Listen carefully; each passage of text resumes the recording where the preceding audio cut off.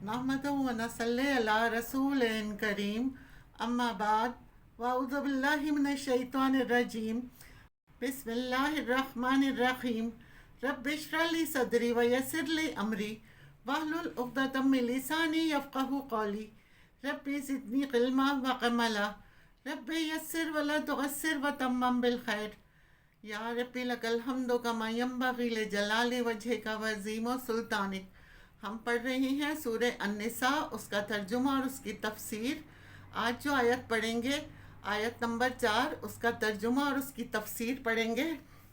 व आतुन निसाअ सदक़ातिहिन्ना निहला, और दो औरतों को उनके सदक़ात खुशी से। सदक़ात जो हैं वो सदक़े की जमा है, सिद्क़ से है, सिद्क़ सच्चाई से है। सदक़े से मुराद वो महर, औरतों के महर। ये महर को सदका यहाँ पर क्यों कहा गया?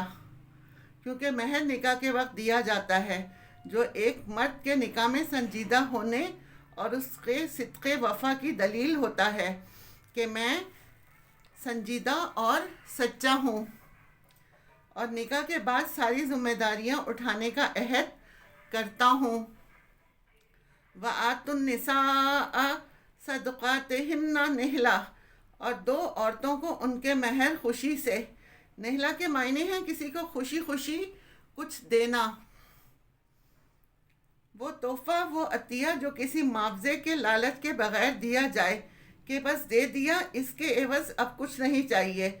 उनके महर एज ए गिफ्ट के तौर पर उनको दो ताकि मोहब्बत बढ़े।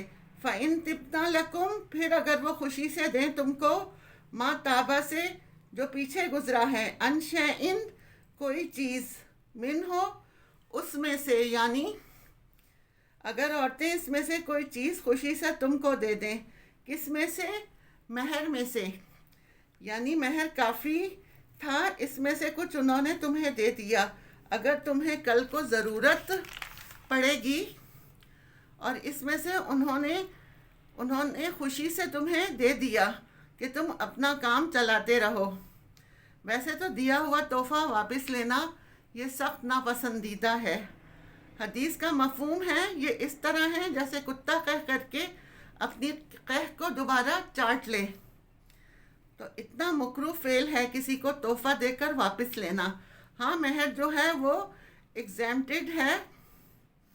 उन्होंने तुम्हें महर दिया, उसमें से तुमने खुशी से कुछ उन्हें दे दिया ज़रूरत के वक्त।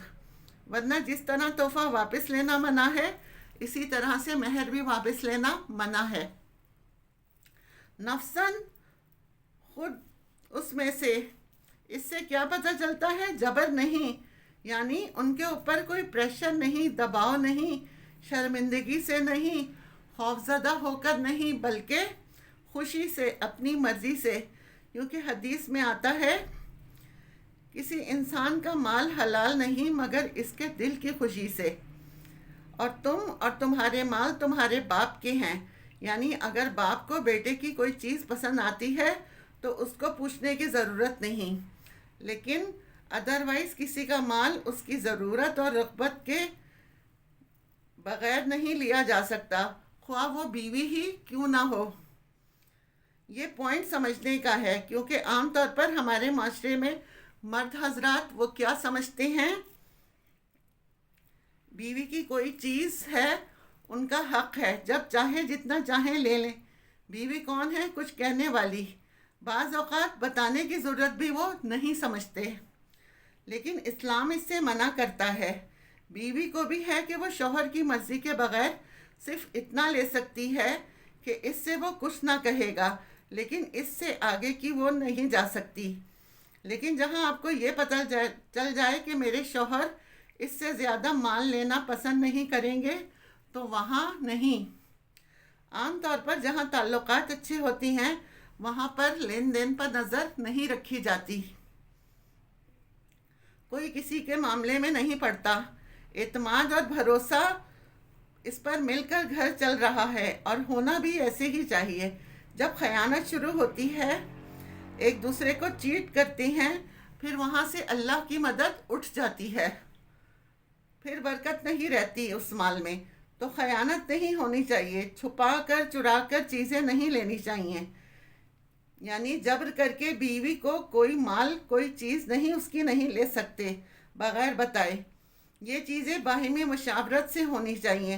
اور تحفہ بھی کسی سے جبرن نہیں لینا چاہیے، کیونکہ بعض لوگ تانا دے دے کر تحفے لیتے ہیں. فَإِن تِبْنَ لَكُمْ، پھر وہ اگر خوشی سے دیں تم کو، عَنْ شَيْءٍ کوئی چیز، منہ اس مال میں سے، نفساً خود سے، فَكُلُوهُ تو لے لو اس کو، ہنیم مریا، تم بیوی کا مال ہنیم مریا ہو کر لے لو. کیا معنی ہے اس کے؟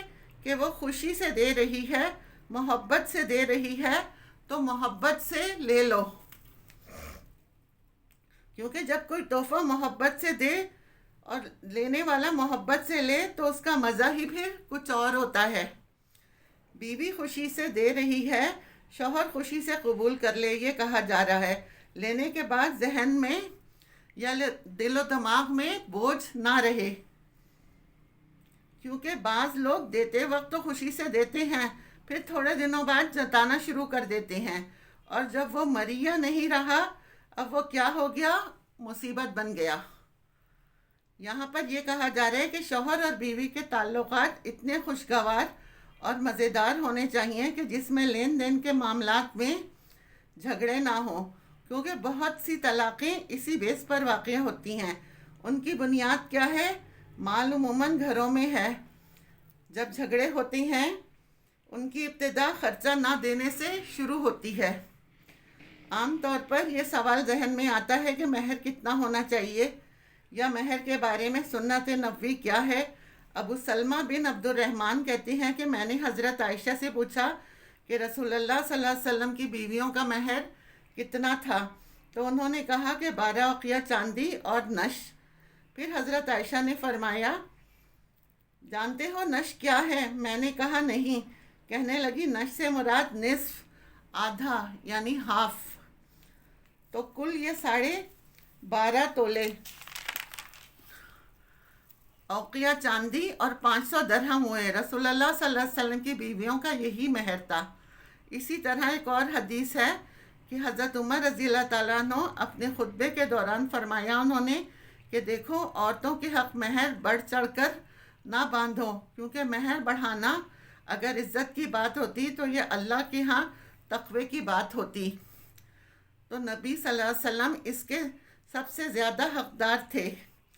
میں نہیں جانتا کہ آپ نے اپنی کسی بیوی یا بیٹی کا مہر 12 اوقیہ چاندی سے زیادہ باندھا ہو، یعنی 500 درہم سے زیادہ نہ تھا. ایک اور روایت میں آتا ہے سب سے آسان نکاح وہ ہے جس میں لڑکا آسانی سے مہر دے سکتا ہو. وَآتُوا النِّسَاءَ صَدُقَاتِهِنَّ، یہ چھوٹی سی آیت ہے لیکن یہ عورتوں کے حقوق کو زبردست پروٹیکٹ کرتی ہے. مہر 2 طرح کا ہوتا ہے، ایک تو فوراً دے دیا جائے، دوسرے تھوڑی مہلت لے لی جائے. وآخر دعوانا ان الحمد للہ رب العالمین.